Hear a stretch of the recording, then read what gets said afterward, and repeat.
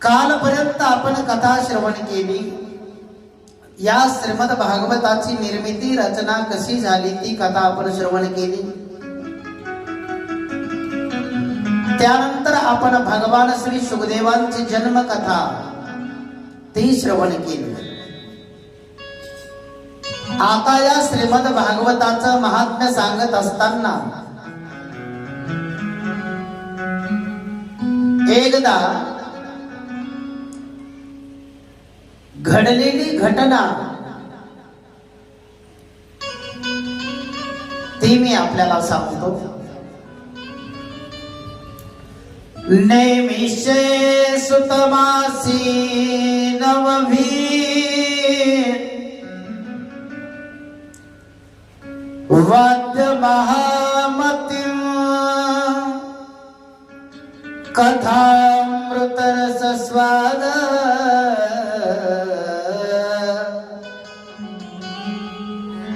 कुशल शौनको ब्रवीत.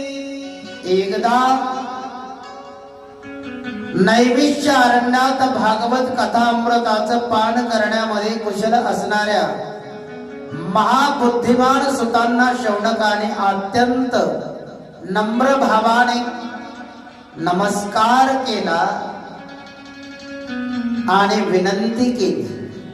हे सुतजी महाराज, अज्ञान अंधकार नष्ट करण्यासाठी लागणारे ज्ञान आपल्याकडे कोट्यावधी सूर्याच्या तेजाच्या बरोबरीचे आहे. म्हणून कानाला अमृता समान लागणारी सारभूत कथा आपण आम्हाला सांगा. कथा सारम मम कर्ण रसायनम असं श्रीमद भागवत महात्म्यामध्ये म्हटलेलं आहे. मग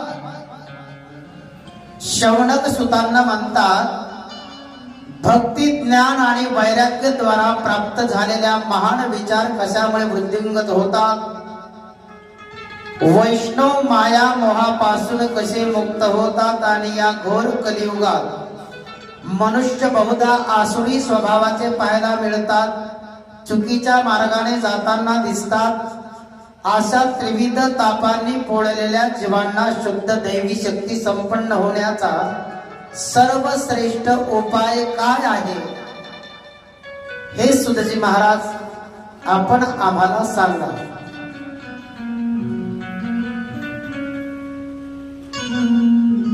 पण आता सध्या कलियुगाचं आयुष्य जेवढं आहे त्या हिशोबाने तुम्ही आम्हाला आमच्या कल्याणाचं उद्धाराचं एखादं साधन सांगा. कारण शौनकादी ऋषींनी सुतांना उद्धाराचं साधन विचारित असताना, उपाय विचारित असताना आयुष्याचं गणित पहा आणि मग आम्हाला आमच्या उद्धाराचं साधन सांगा. आयुष्याचा विचार का करायला सांगितला त्याचं एकमेव कारण,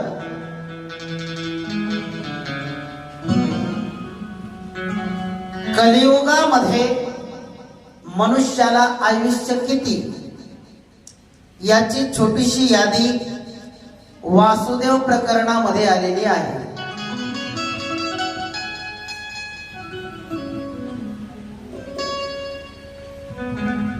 वासुदेव प्रकरणामध्ये छोटीशी यादी आपल्या आयुष्याची दिलेली आहे. आपल्याला आयुष्य किती, कशात किती जात,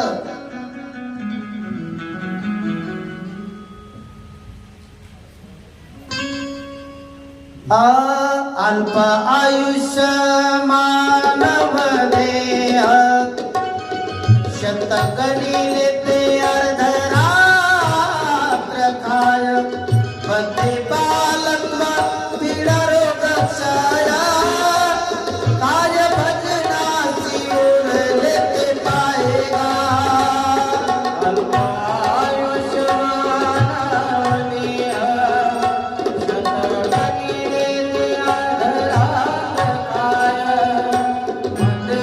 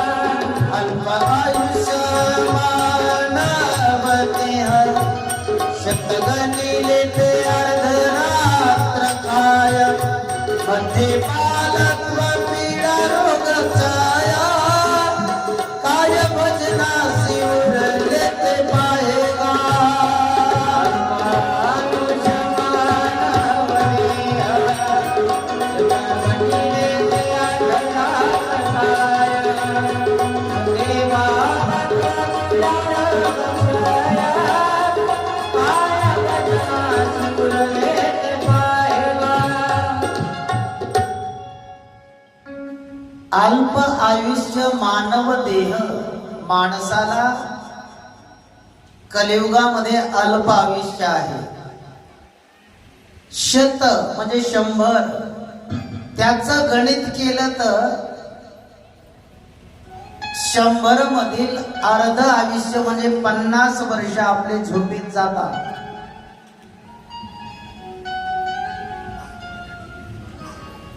मग आयुष्याचं गणित करून शौनकादी ऋषींनी कलियुगातील मनुष्याच्या उद्धाराच्या साठी सुतांना उपाय साधन विचारले. बरं 100 वर्ष आपल्या आता कलियुगामध्ये आयुष्य आहे. मग कधी कधी आपल्याला प्रश्न पडतो का हो, विश्वामित्राने 60,000 वर्ष तपश्चर्या केली. अरे बाबा, त्या काळामध्ये माणसाला 1,00,000 वर्ष आयुष्य होत. युग बदललं की आयुष्याचा 1 शून्य कमी झाला. एक छोटीशी कथा आहे ती सांगतो तुम्हाला, म्हणजे लक्षात येईल तुमच्या.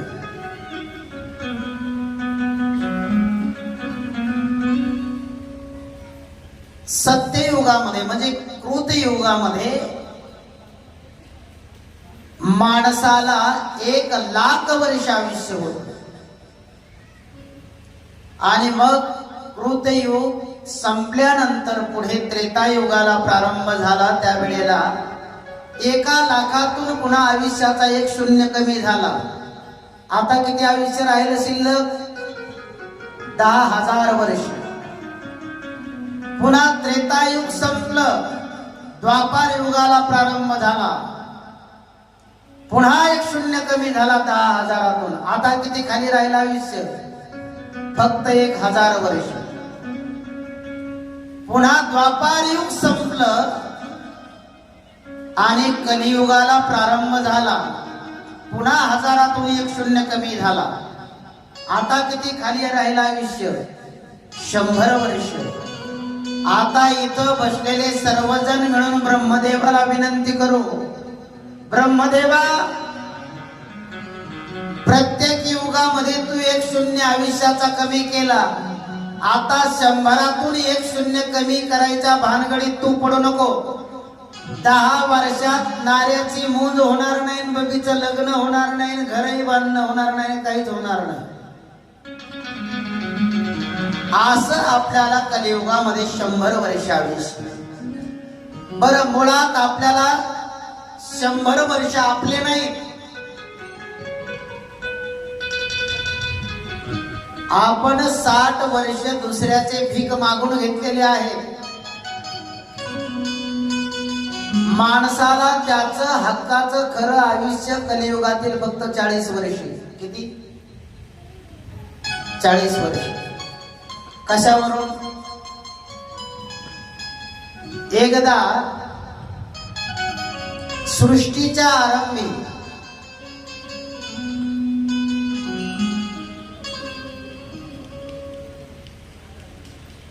मानव, कुत्रा, गाढव आणि बैल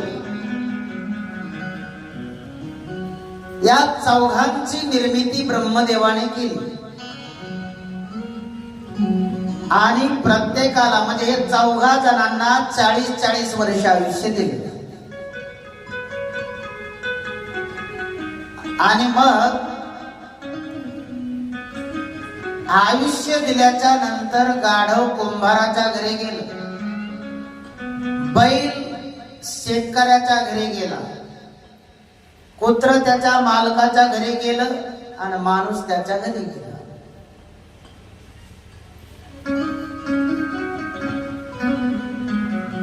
कुत्र्याची व्यवस्था झाली नाही. नुकताच बनवलेला स्वयंपाक स्वतः मालक खायचा, 2 दिवसाचे शिळे तुकडे कुत्र्याला टाकायचा. मग कुत्र मनातल्या मनात विचार करू लागलं, बाबा 40 वर्ष आयुष्य जगायचं कसं? तिकडे गाढव कुंभाराच्या घरी माती वाहून वाहून थकलं आणि मनातल्या मनात विचार करू लागलं, खायला एवढीशी हराळ देतं आणि दिवसभर ओझे वागवायला लावतं. 40 वर्ष आयुष्य जगायचं कसं? बैल शेतकऱ्याच्या घरी रात्रंदिवस गाडीला झुंकतात, आवताला झुंकतात, आऱ्या काय टोचतात, आसुडाने मारतात आणि खायला वाळलेला कडबा, पेंड्या, चारा टाकतात.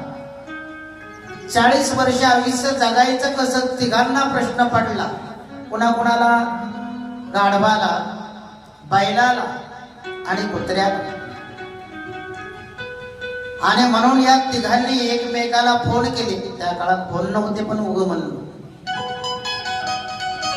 तिघ जण एकत्र आले ना माणसाकडे गेले. का रे बाबा? आम्ही ब्रह्मदेवाकडे चाललो. कशासाठी? अरे आम्हाला तिघांनाही मालक चांगले मिळाले नाही. म्हणजे अरे माझा मालक दररोज गरम गरम चपात्या खातो आणि 2-3 दिवसाची शिळी चपाती माझ्या पुढे फेकतो. 40 वर्ष जीवन जगायचं कसं?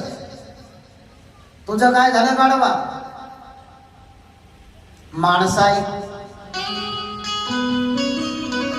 रात्रंदिवस मातीचे ओझे वागवायला लागतात मला, आणि माझा मालक थोडीशी हराळ टाकतो आणि काम भरपूर करून घेतो. 40 वर्ष जगायचं कसं?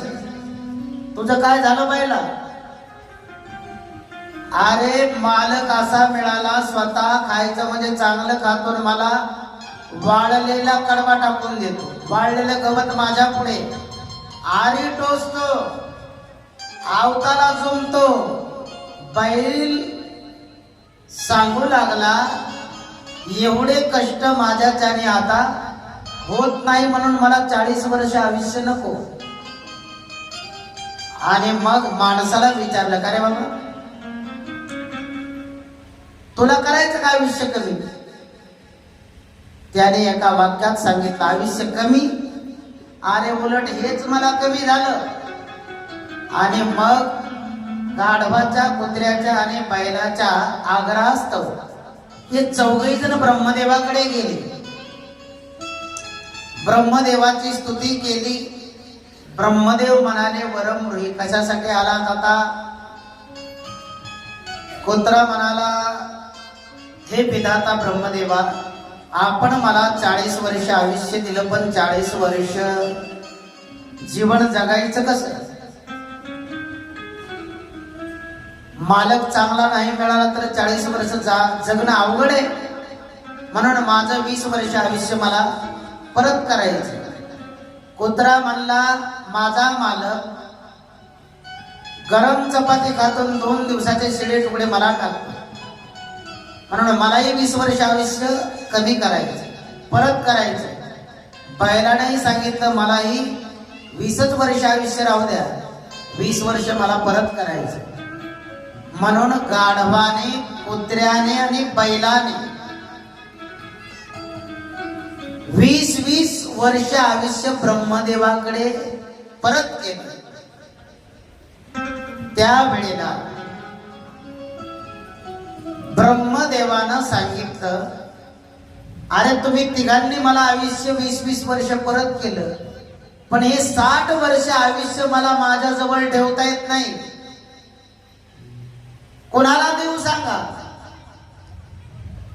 आणि म्हणून तेव्हापासून की काय, मनुष्याला प्रपंचामध्ये सारखा हव्यास असतो, आशा असते.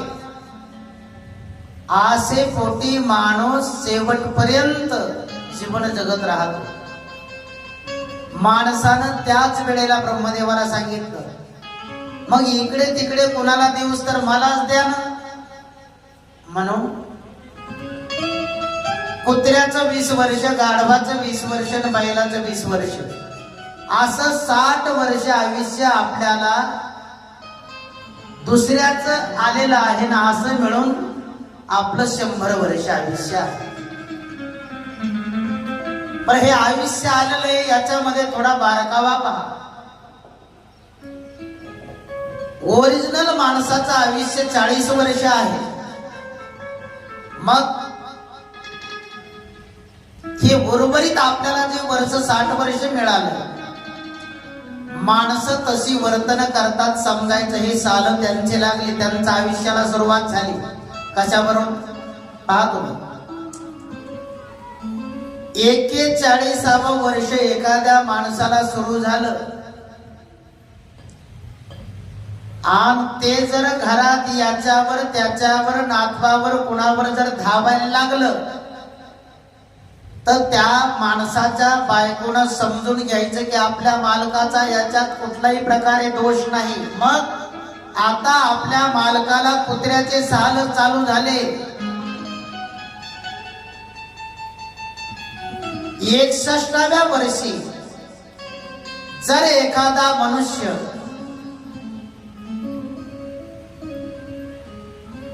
नातू घरामध्ये खेळत असताना तो जर एखादं काम ऐकत नसेल तर त्याला लात मारून सांगतो, जा रे बाळ पाणी आण. मग त्या माऊलीनं समजून घ्यायचा आपल्या मालकाचा अजिबात दोष नाही.